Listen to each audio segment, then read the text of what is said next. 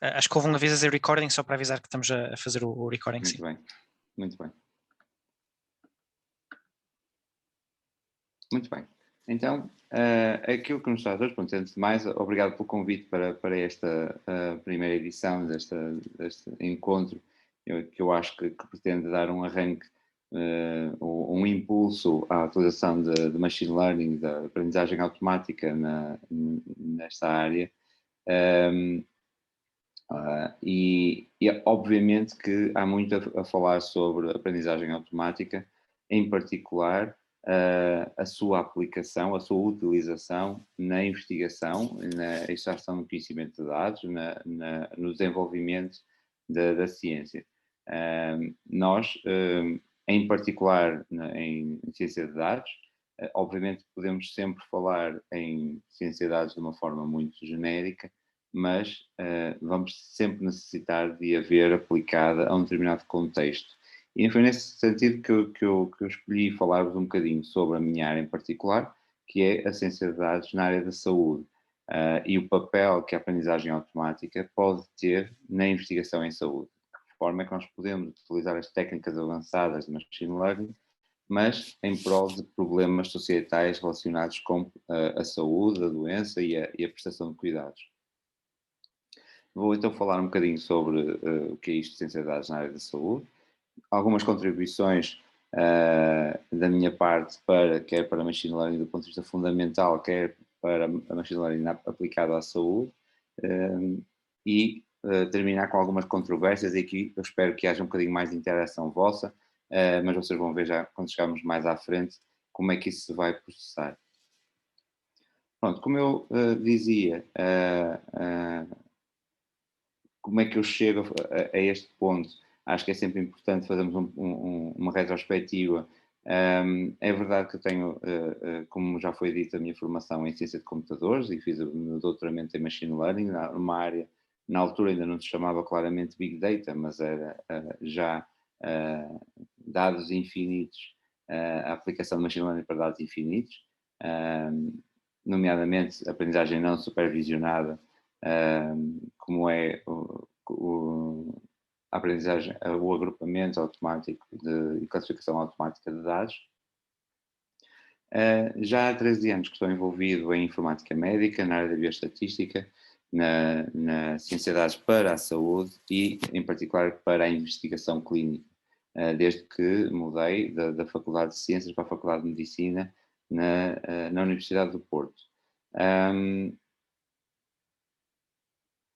É importante que percebamos que toda esta evolução que nós fazemos e esta alteração à nossa visão do que é a aprendizagem automática e machine learning, muitos de vocês são interessados, já investigadores, já profissionais até se calhar da aprendizagem automática, da aplicação de machine learning, portanto nós queremos não só aplicar, mas também inovar nos métodos.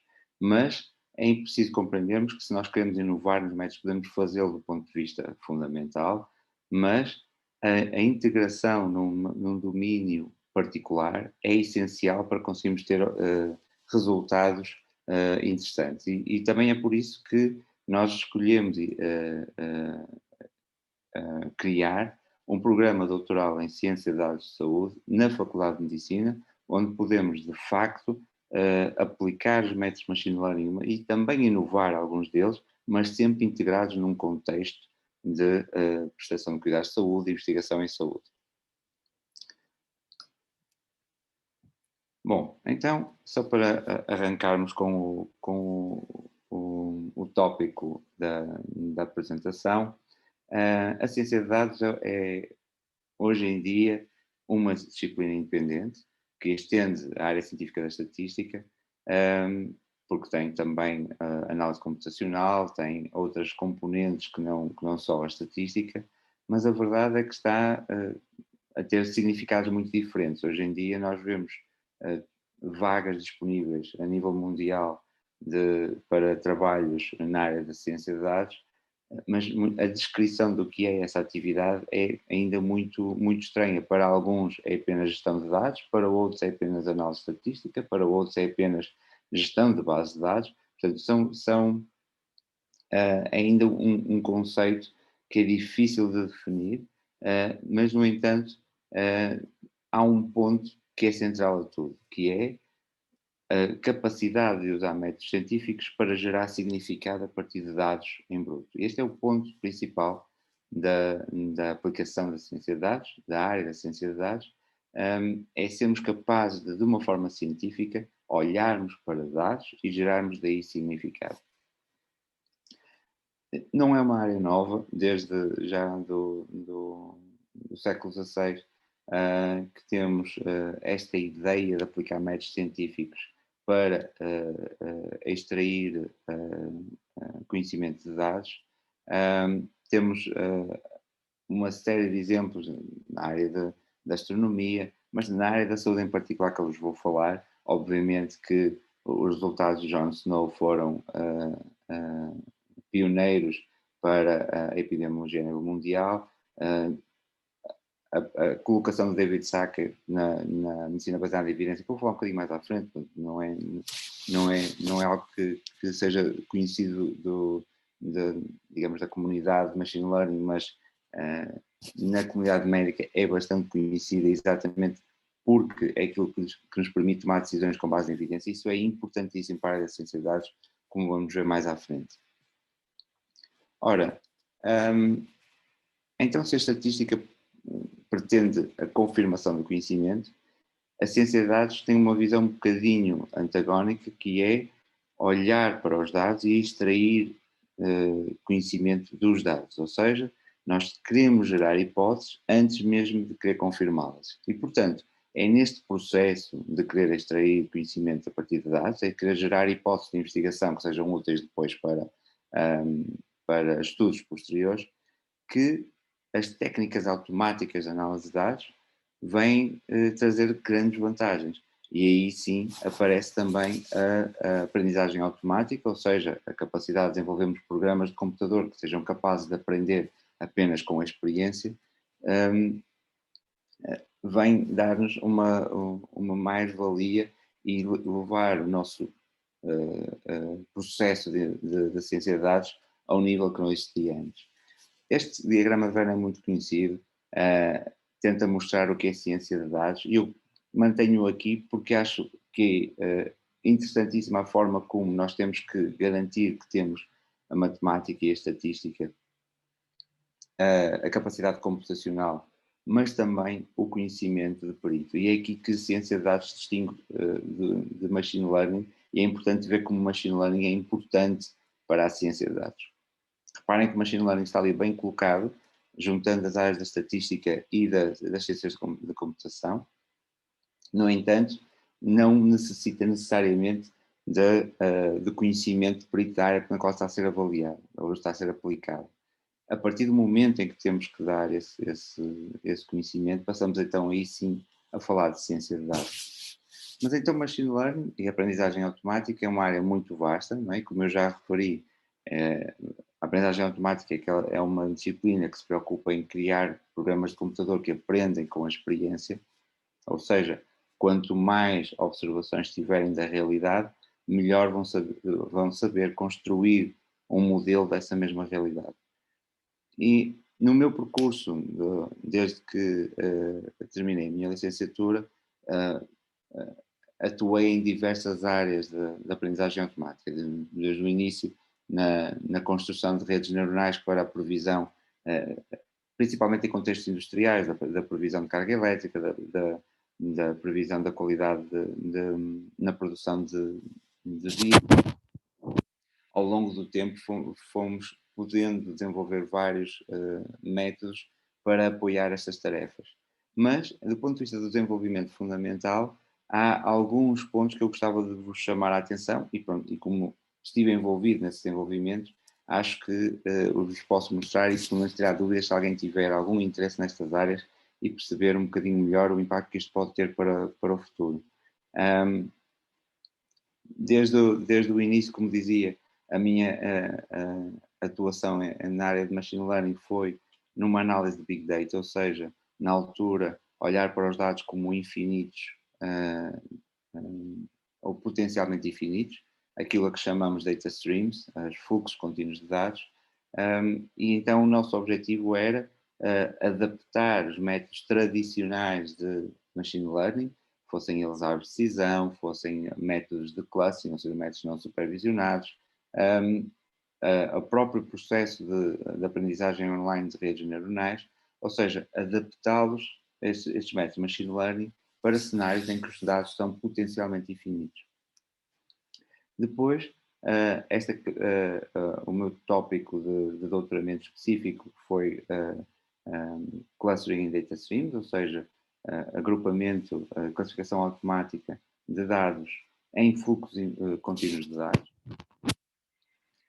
que levou naturalmente a propostas de métodos distribuídos, ou seja, a nossa necessidade de distribuir o processo de aprendizagem por vários pontos, e hoje em dia vocês ouvem falar certamente de Federated Learning,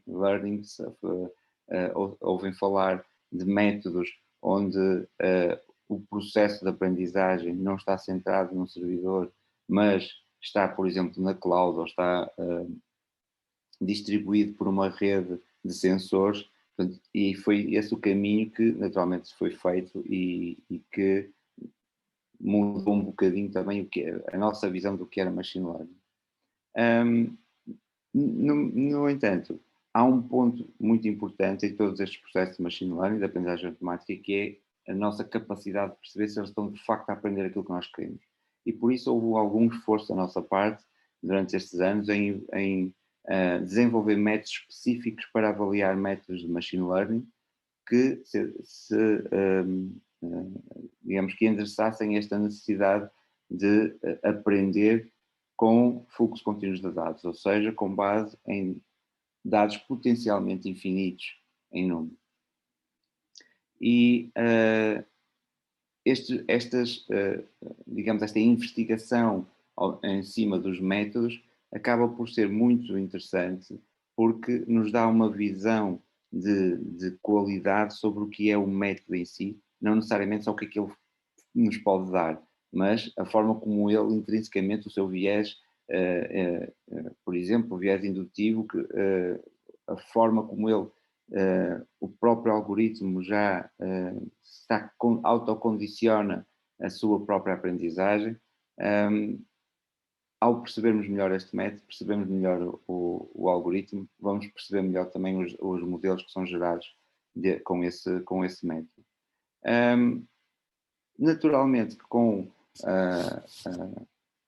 o aumento da capacidade computacional, Deep Learning veio trazer estes métodos para a boca do mundo, não é? Então, hoje em dia toda a gente sabe o que é Machine Learning, porque se fala muito de Deep Learning, apesar de desconhecerem completamente há décadas que existe Machine Learning, quer do ponto de vista fundamental, quer mesmo do ponto de vista aplicado. E, portanto, hoje em dia tenho estado também envolvido em projetos de utilização de redes neuronais, por exemplo, para resolver problemas de missing data, que são um dos grandes problemas na maior parte dos contextos, em particular também na área da saúde. E obviamente que esta evolução, ou esta necessidade de desenvolver métodos de machine learning do ponto de vista fundamental, ou seja, discutirmos os métodos, é em si mesma relevante e mais do que importante, mas em 2008, com a minha mudança para a Faculdade de Medicina, acabei por me direcionar um bocadinho mais para uma aplicação destes métodos.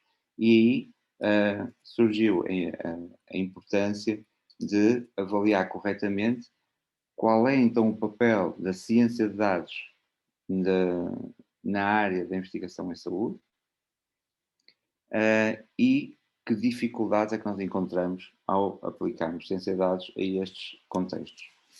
Bom, falando em área da saúde, temos que falar necessariamente da decisão clínica e obviamente que hoje em dia então estamos ainda mais conscientes da importância das decisões clínicas serem tomadas com base na evidência, ainda que nós saibamos que muitas vezes nós não temos a informação completa para tomar a decisão e, portanto, temos que tomar a decisão com base na melhor informação que nos é possível de aplicar àquele contexto em particular. E, portanto, não é trivial dizer, alegar que para um determinado contexto é óbvio que a melhor decisão seja uma ou outra. E foi isso que Sackett veio tentar também trazer à luz, quando, a meio dos anos do século XX, começou a levantar a questão de que a decisão em saúde não podia ser baseada apenas na experiência clínica, mas também na experiência clínica de quem tomava a decisão, mas também na investigação externa publicada em artigos científicos, porque esses sim trazem-nos a evidência que existe publicada em estudos internacionais e independentes, se quiserem, de quem está a tomar a decisão, mas também seria necessário ter cuidado com os valores, as necessidades, as expectativas e o contexto individual do doente em quem a decisão vai ser aplicada. E, portanto, temos aqui, na verdade, 3 vetores que têm que ser vistos em conjunto quando falamos em tomar decisão em saúde. Ora, como é que estes 3 vetores estão ligados? E estão ligados também à área de ciência de dados. Reparem que a prática clínica gera informação, que é usada em investigação, que gera então conhecimento. Este é o processo natural, por exemplo, de realizar um estudo de investigação, em que se avaliam doentes, essa informação é usada em investigação, que gera conhecimento que é depois publicado num artigo científico. Mas a verdade é que nós depois queremos continuar este ciclo, aplicando este conhecimento a um novo doente, gerando uma decisão que é usada na prática. Ou seja, acabamos por fechar um ciclo com a informação que geramos ser útil mais tarde para aquele ou para um outro doente. O problema é que este ciclo é muito lento, não é? A investigação muitas vezes demora vários anos a ser substanciada em conhecimento e a sua aplicação pode também ela ser dificultada pela necessidade de infraestruturas tecnológicas que permitam chegar essa informação até o doente. No entanto, se repararem, aqueles 3 vértices que falávamos na medicina baseada em evidências estão aqui. Ou seja, temos a prática com a experiência clínica de quem tem que tomar decisão, temos a investigação publicada em artigos de qualidade e temos o contexto individual do doente em quem a decisão vai ser tomada. Portanto, na prática, aquela definição do que é medicina baseada em evidência, ou a decisão em saúde baseada em evidência, acaba por estar completamente ligada com este ciclo de informação que na prática é aquilo onde nós podemos trabalhar, onde nós, a comunidade da ciência de dados, podemos ajudar, ok? Então onde é que nós podemos ajudar? Podemos ajudar na gestão de dados, desde logo, o desenvolvimento de bons sistemas de informação em saúde, bons sistemas de comunicação de dados, de interoperabilidade de sistemas, mas também podemos ajudar na extração de conhecimento, este processo que pega na informação e gera um modelo de conhecimento da realidade. Podemos ajudar na definição de formas de representação de conhecimento, na forma de construir modelos de inferência para doença particular, na definição de sistemas de recomendação, ou seja, se pensarmos nesta parte de baixo do ciclo, na definição de sistemas de apoio à decisão clínica. Ora, nesta parte de baixo do ciclo, os sistemas de apoio à decisão clínica são aquele momento em que nós pretendemos reduzir a incerteza da decisão. Ou seja, nós temos um momento, temos um caso particular em que é necessário tomar uma decisão, há incerteza, porque senão não existisse, não havia necessidade de decisão. Portanto, havendo incerteza, temos que tomar a melhor decisão e para isso nós temos que reduzir a incerteza associada àquele caso.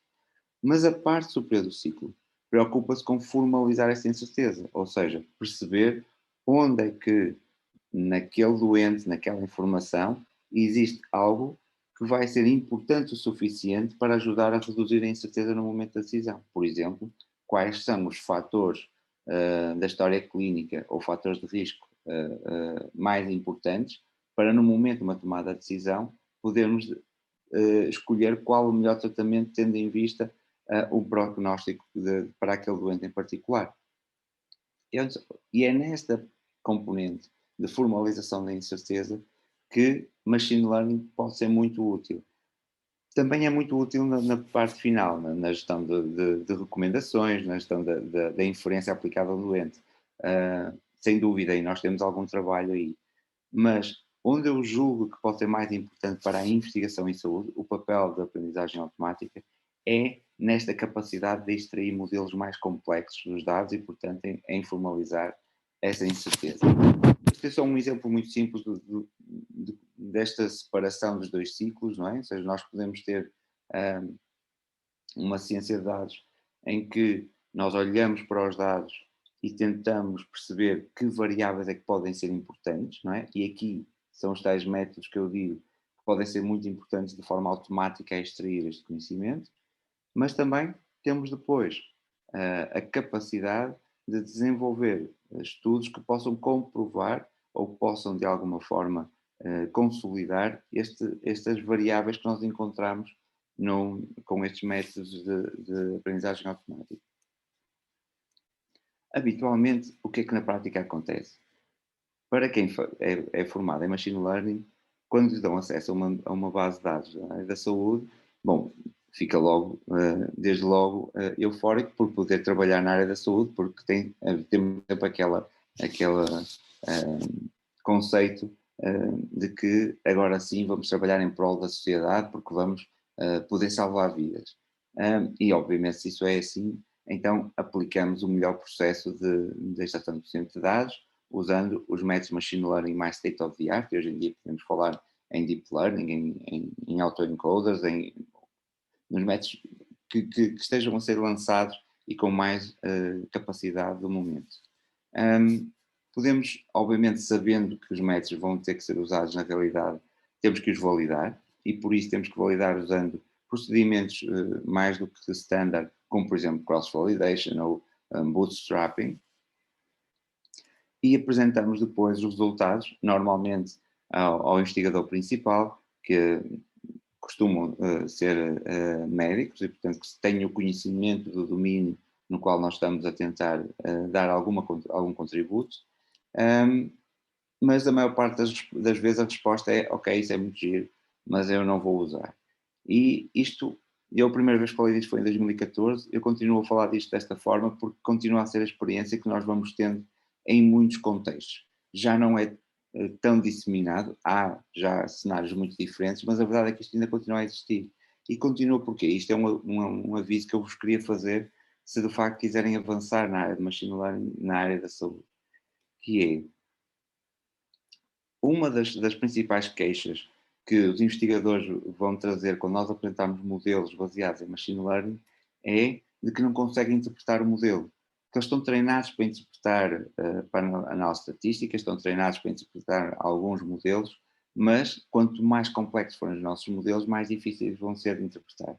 E, portanto, nós podemos tentar usar modelos que sejam mais interpretáveis, mais explicáveis. E não só explicáveis do ponto de vista de explainable AI, não só explicar a decisão, mas interpretáveis por um humano. Isso é muito importante na área da saúde. E, portanto, nós podemos, por exemplo, abandonar as redes neuronais, que são de facto de difícil interpretação, e construir a decisão ou redes bayesianas, que são muito mais fáceis de interpretar.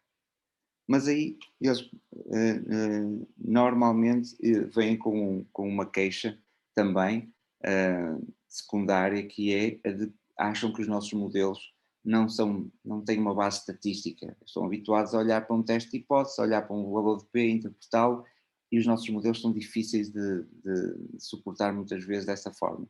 Nós podemos mostrar e mostrar toda a teoria que mostra que todos os nossos métodos, por exemplo, um coeficiente de Gini usado numa árvore de decisão, é muito relacionado com os testes de hipótese que eles estão habituados a usar, e portanto que de facto o suporte estatístico está lá. Mas nós precisamos de saber disto para podermos apresentar e defender os nossos modelos.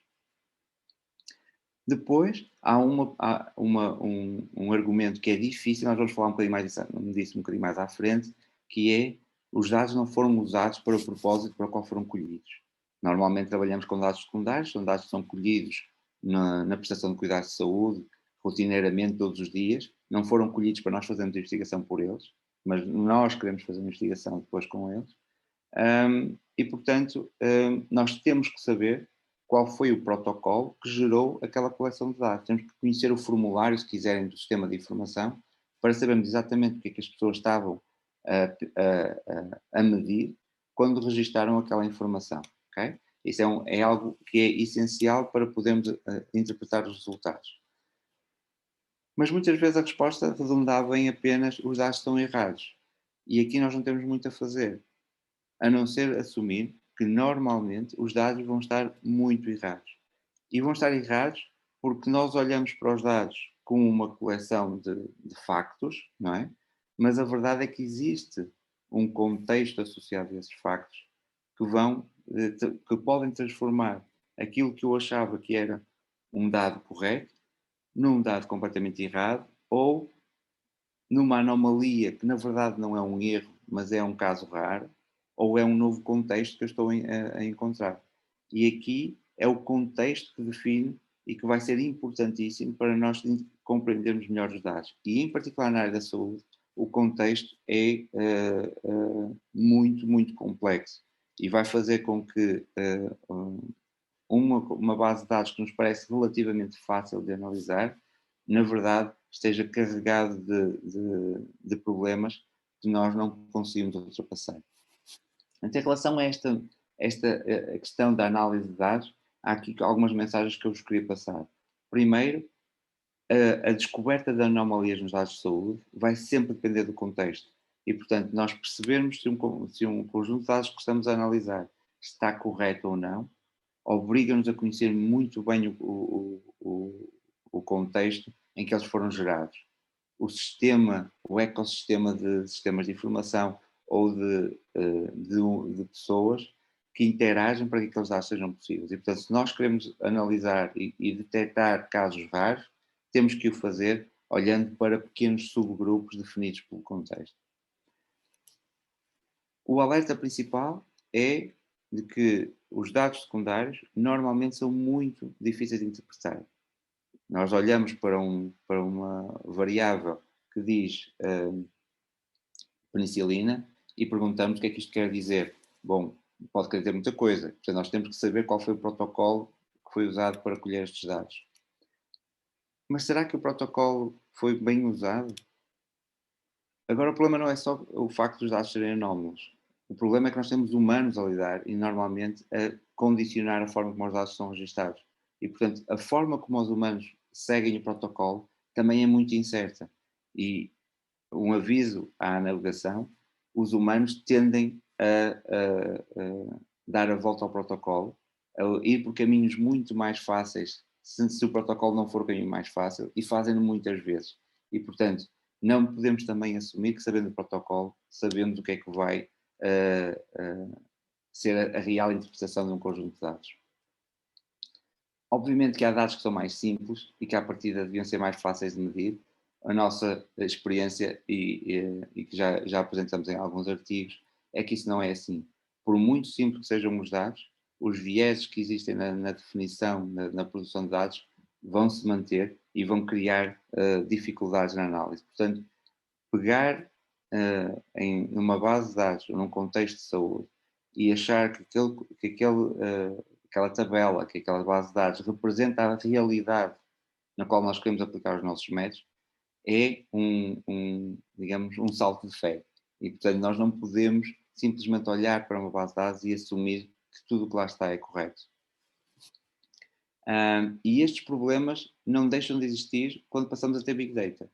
Okay? Não é porque nós temos muitos dados que vamos deixar de ter os problemas, só vamos a piorar o cenário. E, portanto, temos aqui que encontrar formas de dar a volta e tentar usar também a aprendizagem automática para nos dar alguma contribuição na forma de melhor podermos modelar os dados de saúde.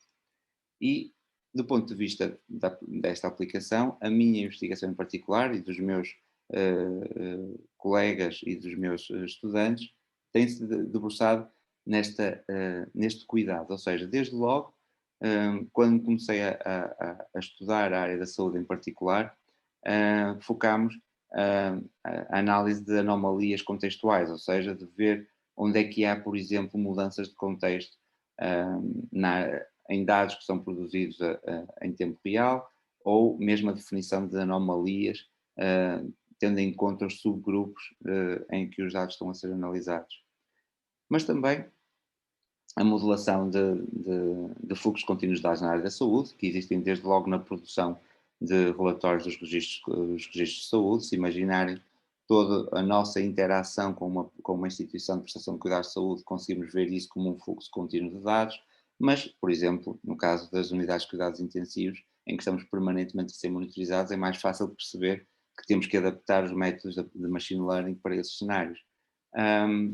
Temos desenvolvido muitos métodos de decisão com base em machine learning, nomeadamente, como eu dizia, árvore de decisão, redes bayesianas, ou seja, métodos que sejam muito interpretáveis. Este é o ponto mais importante do desenvolvimento de machine learning, é sermos capazes de explicar a um humano porque é que aqueles resultados estão a fazer sentido, e temos feito isso para estadiamento para o prognóstico, para previsão de prognóstico, para apoio ao diagnóstico, mas também para contextos um pouco menos claros, como a imputação de causalidade a reações adversas a medicamentos.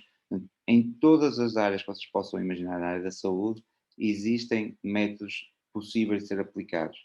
E se há uma mensagem que eu vos posso passar é: o foco deve ser em métodos que sejam corretos, naturalmente, que sejam os melhores métodos possíveis, mas nunca perdendo a interpretabilidade. Não adianta nada termos um método que seja completamente black box, que não consegue ser interpretável, apesar de ele até pode acertar 99% das vezes.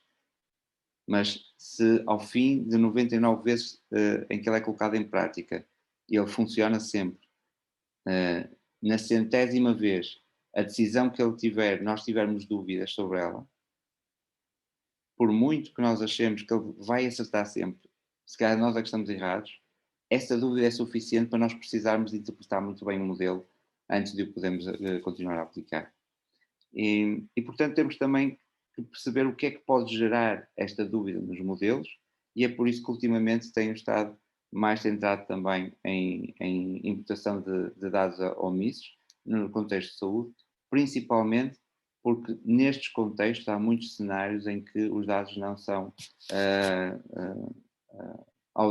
omissos de forma completamente aleatória, ou seja, não são cenários de missing completing at random, são missing not at random, são cenários em que a falta de informação está condicionada pela informação ela própria, ou seja, há um erro no processo que faz com que os dados que eu estou a ver estejam limitados. E, portanto, nós temos que compreender o processo e, portanto, temos que compreender os modelos que tentam modelar essa realidade. Há espaço para aprendizagem supervisionada, como estão a ver, árvores de decisão, redes bayesianas, redes neuronais, métodos que tentam prever ou classificar uma determinada instância, mas também há muito espaço para métodos não supervisionados.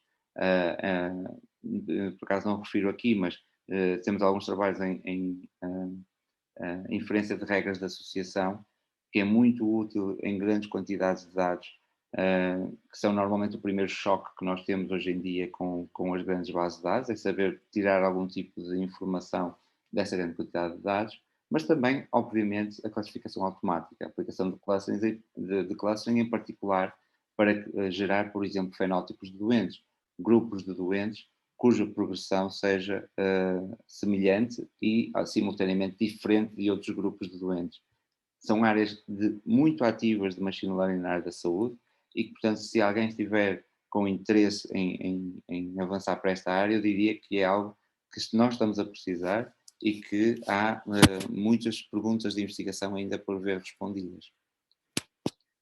Mais recentemente, isto são só alguns exemplos de alguns alunos de doutoramento que tenho na área, mais recentes e que estão neste momento a desenvolver trabalhos, a modelação de redes bayesianas temporais, ou seja, a integração do fator tempo no modelo de machine learning é essencial para cenários, por exemplo, de doenças crónicas, em que os doentes são acompanhados ao longo de muito tempo, onde há processos muitas vezes repetitivos de recidivas e de remissão e depois recidivas novamente, ou a aplicação à bioinformática diretamente, como por exemplo no caso de tentar olhar para os dados genéticos para tentar prever se uma determinada doença genética vai ou não, ou de origem genética, vai ou não ser real para um determinado doente. A manutenção de métodos de machine learning virados para fluxos contínuos de dados na área da saúde, mas também toda esta nova realidade que nós já referimos, de sermos capazes de aprender em diferentes polos, se quiserem, de forma distribuída, para, ao mesmo tempo que estamos a tentar agregar a informação de múltiplas fontes, sermos capazes de manter também a privacidade dessas fontes.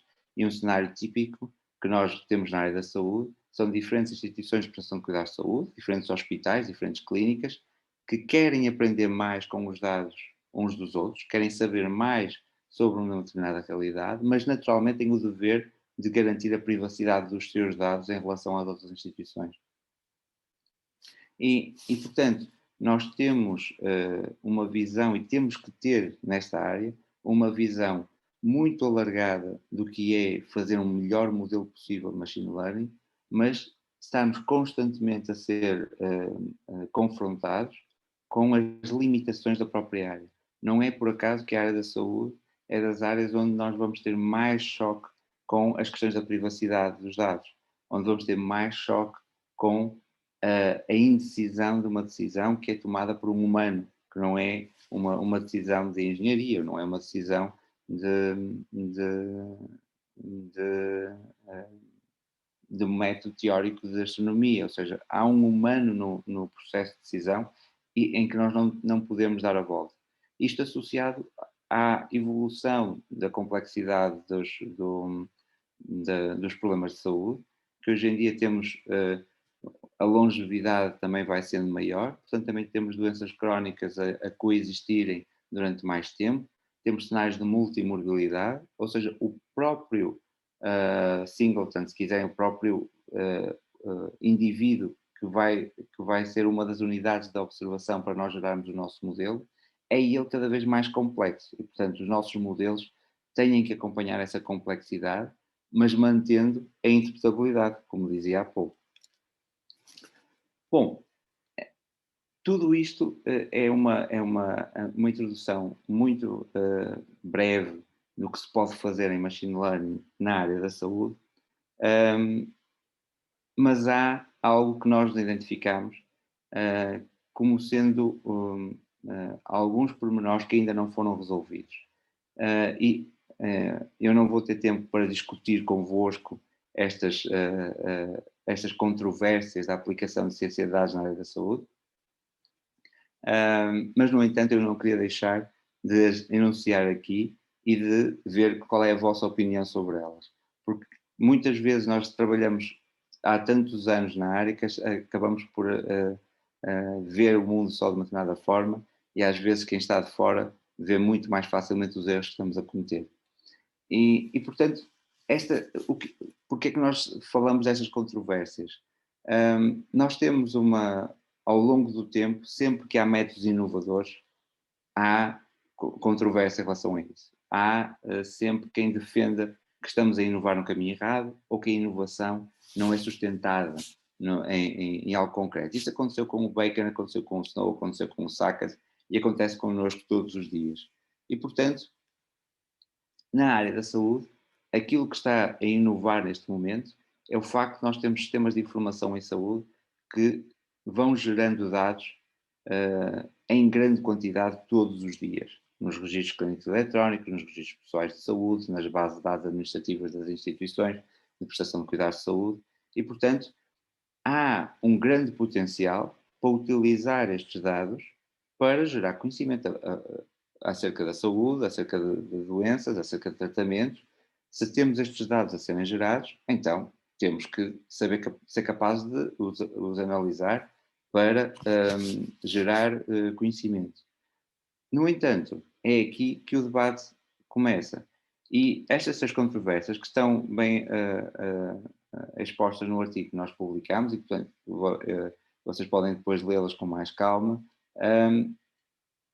onde nós nos colocamos dos 2 lados da barricada, e por isso é que chamamos controvérsias, porque defendemos um lado e defendemos também o outro, baseiam-se em 3 pontos principais. O primeiro é de que os dados não podem ser usados para um propósito para o qual não foram colhidos. Lembram-se de ter falado sobre isso? Que era uma das queixas que nós tínhamos dos profissionais de saúde. Bom, isso é de facto um dos grandes debates hoje em dia. Depois, se nós podemos ter novos métodos de análise destas grandes quantidades de dados, bom, se calhar já não precisamos de ensaios clínicos, já não precisamos de métodos tão custosos para gerar evidência. Então, temos os dados de toda a gente nos sistemas de informação, então bastaria utilizar esses dados com métodos inovadores de machine learning. E a terceira questão, que tem a ver com a utilização de dados de saúde com ou sem o consentimento individual do doente. Se nós só podemos analisar os dados com o consentimento do doente, ou se devemos analisar os dados mesmo sem o consentimento do doente. E isto é também ela a terceira controvérsia que acaba por ainda não estar resolvida. Este artigo foi publicado há 3 anos atrás, num trabalho que nós fizemos de discussão desde 2017, e a verdade é que estas 3 controvérsias ainda não estão respondidas e, portanto, também, se alguém tiver interesse, é uma área onde nós estamos necessitados de grandes clarificações. Para tentarmos perceber se de facto estas controvérsias fazem sentido ou não na vossa cabeça, eu ia pedir para, e foi aquilo que fizemos para escrever este artigo, foi perguntar a cientistas de dados o que é que eles achavam, e portanto eu queria terminar um bocadinho esta nossa conversa com pedindo-vos a vocês a vossa opinião. Vou esclarecer um bocadinho melhor o que é cada controvérsia para ser mais fácil naturalmente. Então, vamos falar da primeira controvérsia. Os dados só podem ser usados para o propósito para o qual foram colhidos. Ou seja, nós temos dados a ser gerados todos os dias na prestação de cuidados de saúde, mas eles quando foram registados não o foram a pensar que alguém iria fazer investigação por cima deles. Foram registados para tentar resolver o problema daquele caso em particular.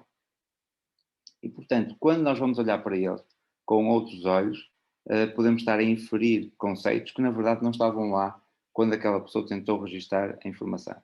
No entanto, a maior parte da investigação é feita com dados secundários. Se nós não pudéssemos analisar os dados, só podíamos fazer investigação na área da saúde com estudos desenhados especificamente para responder a perguntas de investigação. Ou seja, se nós queríamos tentar descobrir alguma coisa, tínhamos que forçar as pessoas a entrarem no estudo, forçar entre aspas, obviamente, ou incentivá-las a participar no estudo, para podermos colher os dados que foram dessa forma prospectivamente colhidos para essa investigação.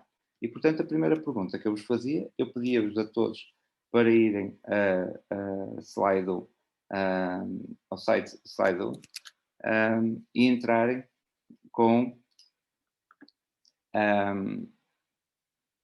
o código PR 2018 e responderem à primeira pergunta, que é: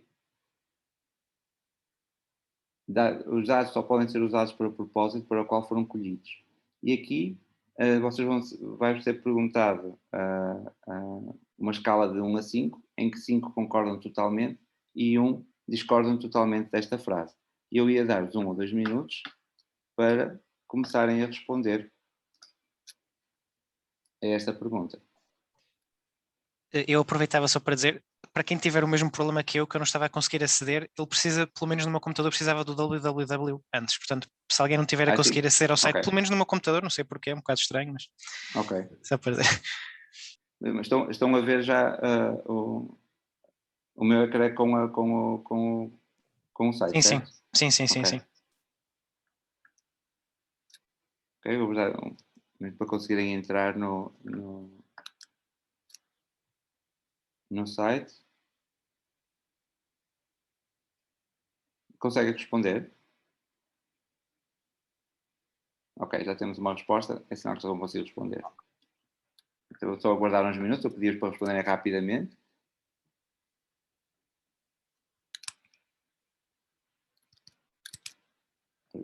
Com quantos participantes é que temos? Ora bem, neste momento estamos no Zoom com 29, incluindo nós. No YouTube, como é que eu tenho isso? Só para ter uma percepção. Sim, estamos à volta de 20. Ok, só para ter uma percepção de quantas respostas é que podemos ter, para termos algum. Sentirmos um bocadinho aqui a audiência. Sim, sim.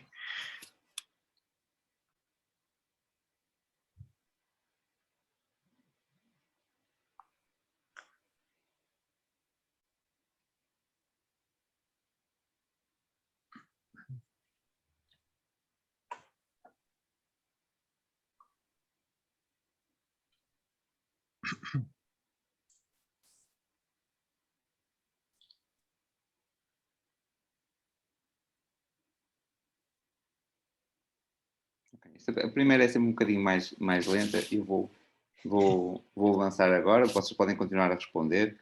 Eu vou só mostrar os resultados. Pronto. Como veem, é fácil, está a serem muito poucos resultados, isto não é minimamente significativo, mas é já indicativo, e é um resultado que costuma acontecer em muitos contextos em que eu faço esta pergunta. Há quem defenda que os dados só podem ser usados, mas há quem defenda que também temos que os usar para outra investigação. E por isso é que isto é uma controvérsia e não está completamente resolvido. No artigo, nós referimos várias vezes, temos várias justificações de porque é que nós podemos usar e porque é que nós não podemos usar. Para já, antes de falar um bocadinho sobre isso, eu queria então mostrar-vos a segunda pergunta e a perguntar-vos, vou só mudar aqui o poll, vou fechar aqui esta votação para já.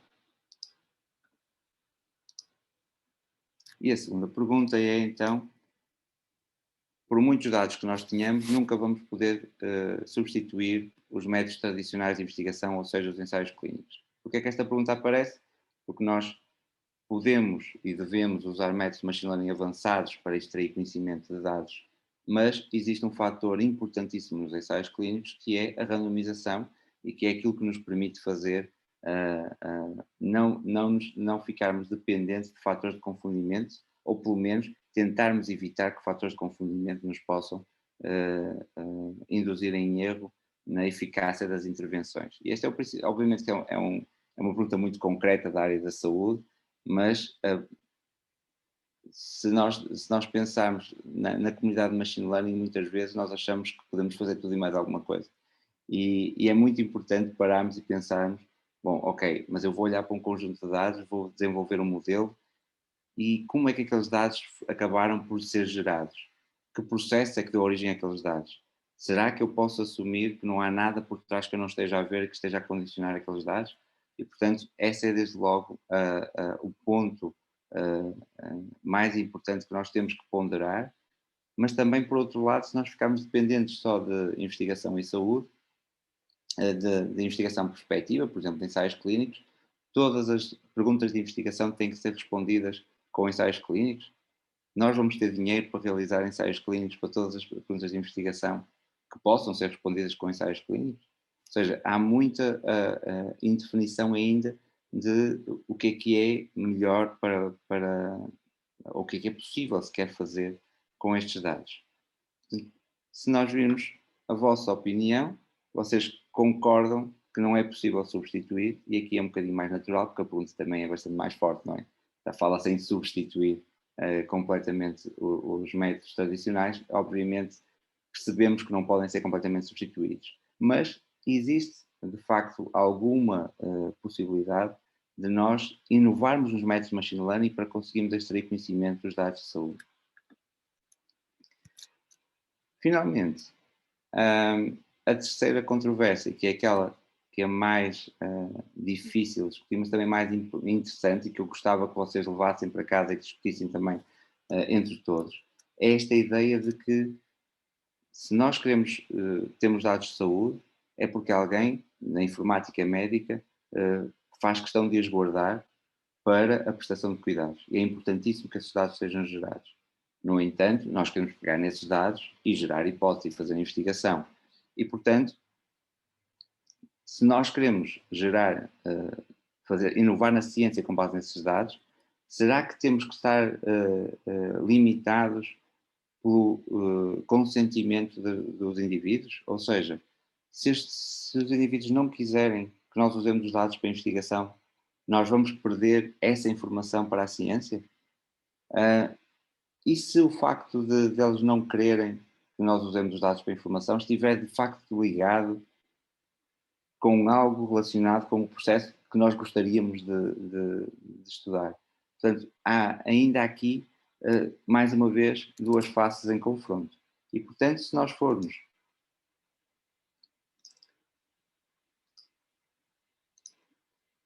tentar pensar com o senso comum, ok, eu não quero que os meus dados sejam usados sem o meu consentimento, mas também compreendo que quem está a fazer a investigação precisa dos meus dados para poder ter melhores modelos. E, portanto, esta frase que para proteger a privacidade dos doentes nós nunca podemos usar os dados para a investigação sem o seu consentimento explícito, navega um bocadinho numa área cinzenta, não é? E, portanto, temos que perceber os ganhos de um lado e os riscos do outro e fazer uma análise de risco-benefício. Agora, cabe-vos a vocês ter essa opinião. O que é que vocês acham? Coloquem-se no papel do doente cujos dados foram registados quando acedeu a uma instituição de prestação de cuidados de saúde e no papel de investigadores que querem desenvolver modelos de machine learning para avançar a ciência na área da saúde e não conseguem ter acesso aos dados porque não conseguem contactar todos os doentes que nos últimos 10 anos fizeram um determinado exame no hospital. Ou porque cada vez que querem uma nova variável têm que telefonar ao doente a pedir posso usar esta variável? Ou se podemos confiar em alguma instituição que não necessite deste consentimento explícito para fazer a investigação.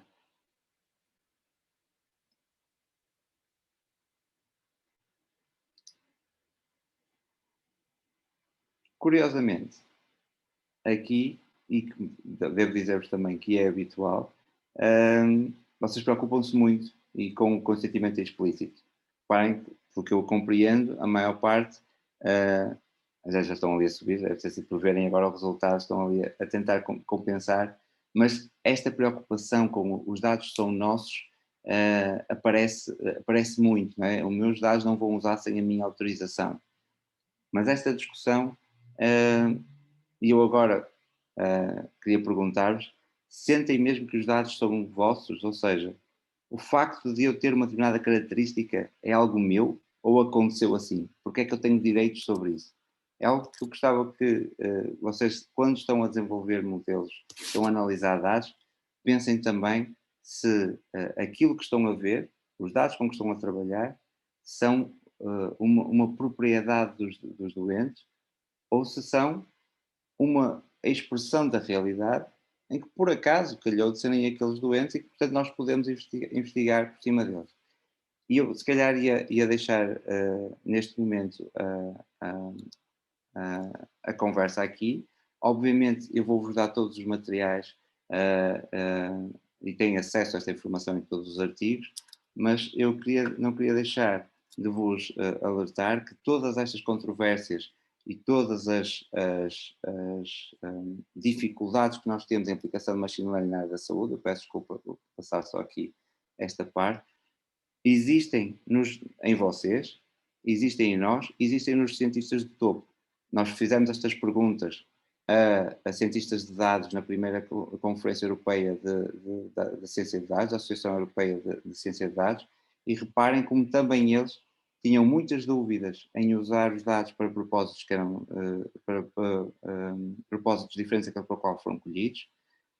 Também achavam que nunca seria possível substituir os métodos tradicionais, reparem 76 versus 24, e 2/3 deles achavam mesmo que era necessário o consentimento explícito dos doentes. Portanto, isto não é uma área que esteja de todo resolvida E é por isso que nós, ao olharmos para estas controvérsias, conseguimos encontrar um paralelismo naquilo que é aquele diagrama de Venn de ciência de dados, que na verdade se distribui em análise inteligente de dados de saúde, informática de saúde e políticas de intervenção e gestão de saúde. E estas são as 3 áreas do nosso programa doutoral, que eu espero que seja inovador nos próximos anos. Nós já vamos na 3ª edição e temos tido bastantes candidatos de áreas diversas do mundo e espero que algum de vocês nos próximos anos também tenha interesse e que se queira juntar a nós neste trabalho. Obrigado. E estou aberto às perguntas, obviamente, que pudermos ainda fazer.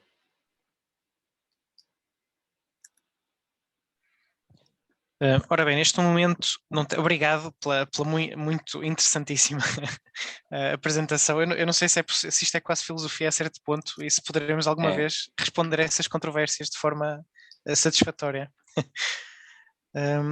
Neste momento não temos nenhumas perguntas, mas se alguém quiser perguntar, por exemplo, aqui no Zoom, pode diretamente ativar o microfone e perguntar, se quiser. Acho que temos ali já uma pergunta. O Raimundo José parece estar com a mão levantada. Sim, Raimundo José está com a mão levantada, sim senhora. Isto é um ecrã pequenino.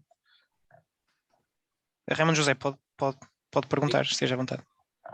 Bom dia. Bom dia. Bom dia a todos. Não sei se consegue me ouvir. Sim, perfeitamente. Ok, perfeito. Eu gostei muito da apresentação e também estou a dizer que estou interessado muito em fazer pesquisas nesta área de saúde, aplicando inteligência artificial, como é o caso, e mineração de dados no geral. Existem alguns pontos que eu percebi que são desafios para o nosso contexto de investigação também, que são controvérsias que foram aqui abordadas, né? Cá em Moçambique também temos algumas dificuldades. É certo que estamos a dizer, para nós construirmos conhecimento, de fato, temos que ter modelos que se espelham à realidade, para nós conseguirmos prever alguma informação sobre aquilo que pretendemos pesquisar. Porém, esses dados para o nosso contexto, para conseguirmos ter de forma assim, para nós conseguirmos fazer aquilo que são trabalhos de investigação, é um desafio. Muitas vezes quase que não é possível termos essa informação. Passamos por cima de cartas de um lado para o outro e quase que não conseguimos ter acesso a essa informação para nós conseguirmos fazer uma pesquisa numa determinada área. Em quase muitas áreas acontece isso. Então, eu penso que se calhar houve essa dificuldade para o vosso contexto, como é que foi ultrapassada e como é que nós podemos conseguir alcançar esse contexto e conseguirmos fazer, dependendo da política que existe em Moçambique. Muitas vezes dizem que a informação é privada, não pode ir ao domínio público. Então, ficamos limitados em avançar com aquilo que são os desafios que nos esperam daqui adiante. Então, essa é a pergunta que eu só tinha. Obrigado. Obrigado. De facto, esse é um problema fulcral na investigação em saúde e devo dizer que esse problema não é muito diferente em Moçambique do que em Portugal. Eu posso dizer, dos vários trabalhos que eu apresentei ali, muitos deles são trabalhos com algumas dezenas de doentes, poucas centenas de doentes, e para os quais foram necessários meses e anos de obtenção de dados e de colheita de dados. Ou seja, esse problema não está resolvido de todo. A forma como nós conseguimos agilizar um bocadinho mais esse processo, que eu julgo que é esse o sentido da pergunta, tem a ver com a instituição de processos certificados de acesso aos dados. Ou seja, nós garantirmos que as instituições que registram os dados, que têm a guarda dos dados, têm comissões específicas para avaliar pedidos de acesso aos dados e que tenham um processo já célere de identificar se sim, esse pedido faz sentido no âmbito da investigação científica ou esse pedido não faz sentido no âmbito da investigação científica. Este processo já existe para acesso a dados por outras razões, por exemplo, por razões legais, mas é necessário que exista esta capacidade de avaliação científica dos pedidos. E não vai ser, e esse é o ponto que eu queria aqui reforçar, não vão ser os investigadores de machine learning que vão conseguir convencer melhor as instituições a disponibilizarem os dados. O trabalho tem que ser feito por uma equipa multidisciplinar em que vocês tenham contactos na área de saúde, nas áreas de decisão, e em que dentro dessas áreas é que têm que ser criados esses mecanismos. Porque senão um pedido feito de fora vai ser sempre feito vai ser sempre visto como algo pouco suportado. E é exatamente por isso que é necessário existirem essas comissões das instituições que permitam identificar se uma determinada investigação é válida ou não para poderem ter acesso aos dados. E isto foi o que foi feito, pelo menos nas instituições com quem nós trabalhamos. Um dos meus alunos de doutoramento teve exatamente tem esse papel de melhorar estes processos de acesso a dados, mas que tem a ver com a forma de funcionamento interno das instituições e não propriamente de um processo de investigação.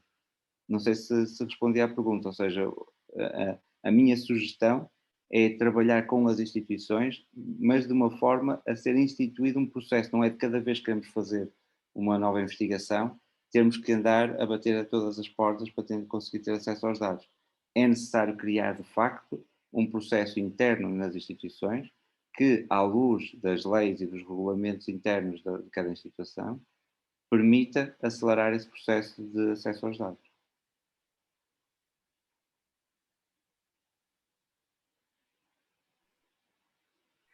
Ele disse muito obrigado no chat. Ok.